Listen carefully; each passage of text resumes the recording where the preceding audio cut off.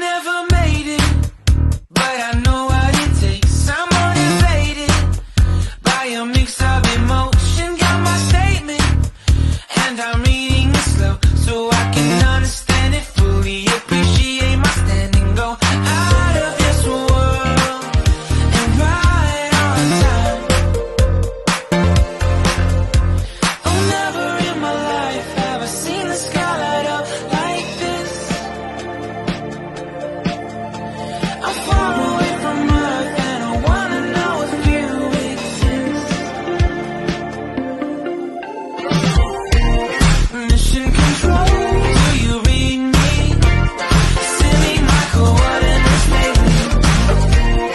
Mission control, am I drifting? Tie me to someone who will love me, yeah. Wait, I think I'll last a bit longer. Find another reason to breathe this air. Welcome everyone. Welcome everyone. Welcome everyone to another Ref Brandon and the Todd Family YouTube video. Wherever you are, whatever you may be doing, thank you so much for making Ref Brandon and the Todd Family part of your day. We always greatly appreciate it. Hopefully everybody had a good weekend. Any thoughts on AEW's pay-per-view from last night? Please feel free to let me know, because we will be talking about that coming up sometime later on this week here on the channel. But today I want to talk some college basketball, because over the weekend we wrapped up the regular season, and this week and next week is the conference tournaments. And then, of course, we will head on to the NCAA tournament. The ACC was won by Miami, followed by Virginia, Clemson, and Duke. And if you watched Saturday's video, you know that I brought up Pittsburgh playing Miami, and the winner of that game would win the ACC. Well, Miami won the game. I believe the score was 78-76. And Pittsburgh falls all the way to 5th because they played Clemson one time during the regular season and they lost. And they played Duke one time during the regular season and they lost. So Clemson holds a tiebreaker over them, and so does Duke. So that's why Pittsburgh goes from winning the ACC down to 5th. But still, they were projected 14th out of 15 teams in the ACC. So they still had a great season. But the ACC basketball tournament starts tomorrow. Now, I'm not going to sit here and tell you every single game, but you can easily get on Google and go to any conference you want to and read all about every single game and when it's going to start and what channel it's going to be on and all that. But I figured if I run through all that, it's too much to remember. You're going to forget, or you're going to forget what time. So it's just best to mention a few of the first round games in each conference. The ACC tomorrow has Florida State, Georgia Tech, Boston College in Louisville, and Virginia Tech and Notre Dame. And of course, Notre Dame's coach Mike Brey is retiring. Saturday was his last ever regular season game when they wrapped up the season by playing Clemson. Now, Mike Brey is old enough to retire, but there are a lot of people claiming he's only going to take 1 year off and then come back in 2024. I don't understand that. I don't get that. If he's going to do that, he needs to go ahead and tell Notre Dame that, so that they can make one of their assistant coaches an interim coach for a year, and then he'd come back in 2024, because who wants to be 70 years old out job hunting all over again? But if Notre Dame thinks you're actually retiring, they're going to hire an actual coach. And unless they're just flat out absolutely terrible, they're not going to fire a coach in 1 year. So you retire for a year and come back, and then you got to go job hunting. That don't sound very fun. And Syracuse coach Jim Boeheim held a press conference, I believe, early last week, maybe late the week before that, and he basically said after the last game of the regular season, he can really basically walk into the AD's office and say, hey, I'm coming back next year, or hey, I'm retiring.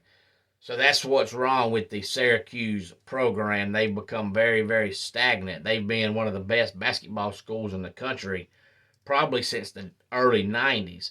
But when your coach has been there so long and he now knows he's not going to get fired, he's going to get a little lackadaisical, a little lazy. And that's what's caused the program to struggle like it has.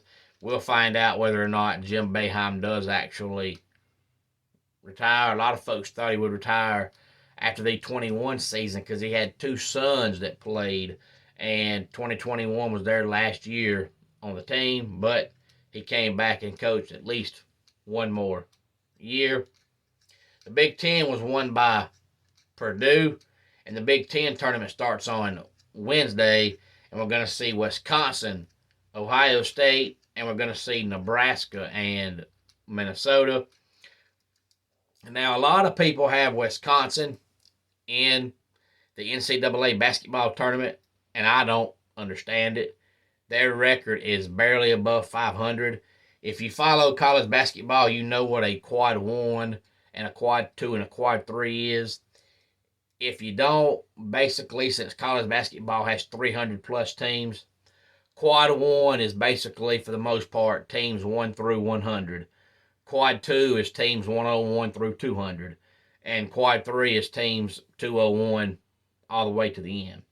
So basically, the teams in Quad 3 are terrible, and the teams in Quad 2 are average, and the teams in Quad 1 are the good teams. Now, they say Wisconsin has played 15 Quad 1 games, but the problem is they've only won 3. So even though they're losing almost every good team they play, you're going to reward them and put them in the tournament just because they played those games. I don't understand that at all. All they're trying to do is make it look like these quad 1, quad 2, quad 3 things are very, very important. I don't care how many quad 1 games Wisconsin plays. If they only win 3 out of that many, that's not good. They have no business being in the tournament. And Clemson has 4 quad 1 wins, and according to most people, they're not going to make the tournament unless they have a deep run in the ACC tournament, and I personally don't believe that. It's another reason why I'm a Clemson fan, because they get shafted. I remember years when Duke and Kentucky and North Carolina would only win 17, 18 games, but still make the tournament because they're Duke, because they're North Carolina.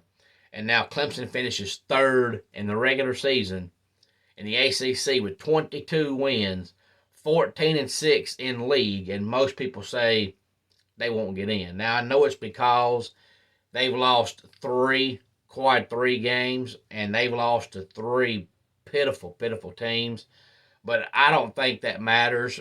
I don't know where people's minds have gone to where now we focus more on who teams lost to than we do who they beat. I'm sorry, when a game is played, 2 things happen. You win or you lose. If you win the game, good. If you lose the game, it's bad. I don't care who you lose to. A loss is a loss. And I don't care by how many points you lost. A loss is a loss.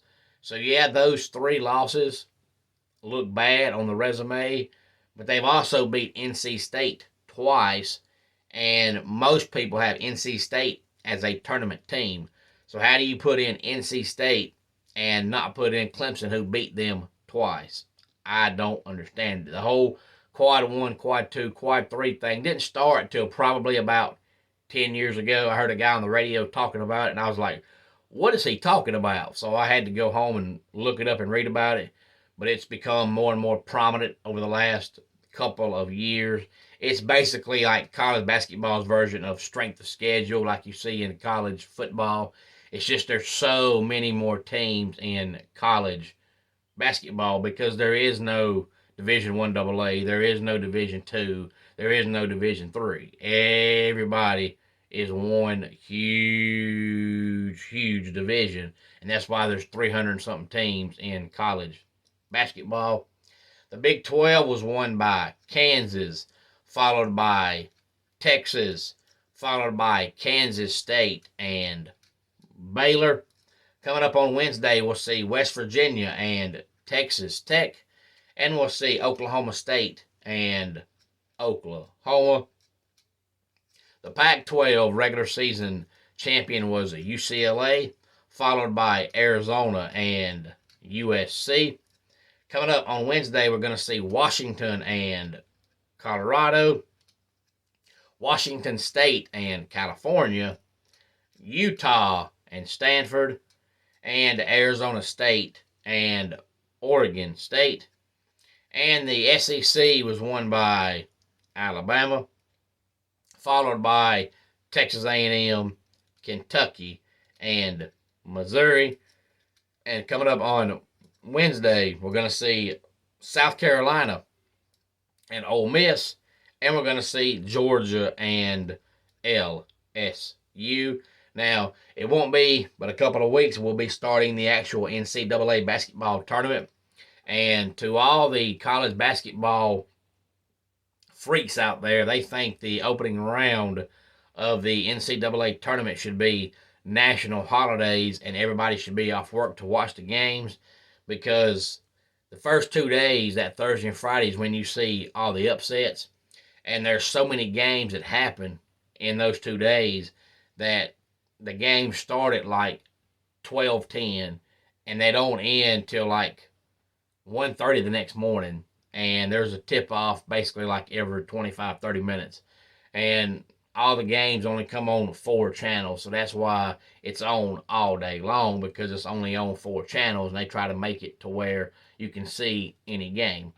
But most people work, so if you're at work and you're going to be productive at work, well, then you're going to miss a lot of good basketball. So to a lot of people, they think that Thursday and Friday should be national holidays, but so far that has not happened. It would be nice. I would greatly appreciate it, and I would sit on my fat butt and watch the first 2 days of the NCAA March Madness tournament.